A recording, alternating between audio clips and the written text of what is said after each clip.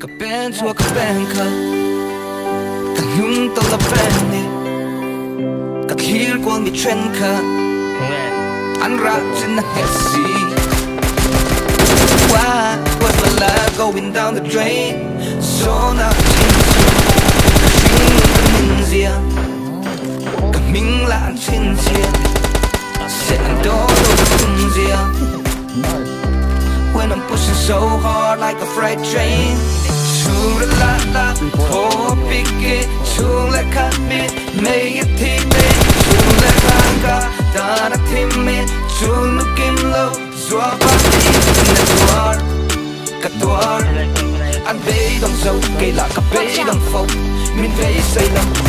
Drunk thay đổi cái là trắng xây ra một khu ra để em cái dòng cái gì xích em ấy kitchen in trying to make it better there's no second there's one of them cả đứng tao là fan đi cả clear của mình trend cut anh ra trên là hiện why was my life going down the drain so now chín chia cả string ngừng căn nhìn riêng.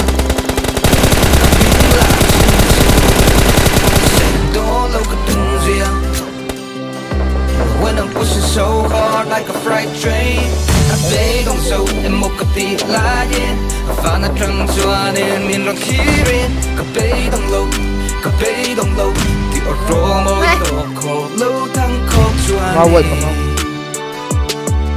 Chắc lâu na ada, chắc na thang kha, cả chắc ta kha, cả chắc na na kha, bằng ta kha, cả trọ vật ta kha, vật na la kha, sắc vật ta kha, cả lim, cả him,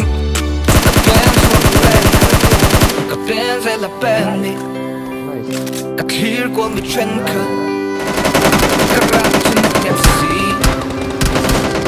Now my life ain't going down the drain, freestyle.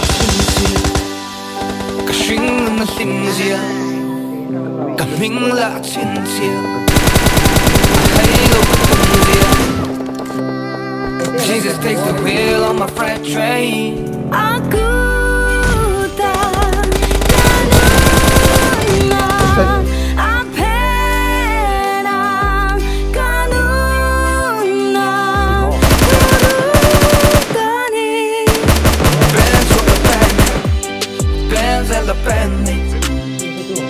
Sail through me trend cut. And now your life ain't going down the drain. Krista chinsia, string on the chinsia, la chinsia, a high low tunisia.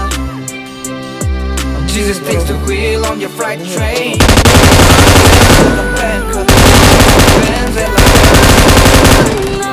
Sail through the trend cut. I'm rocking the Pepsi. Jesus takes the wheel on the freight train. Jesus takes the wheel on the freight train.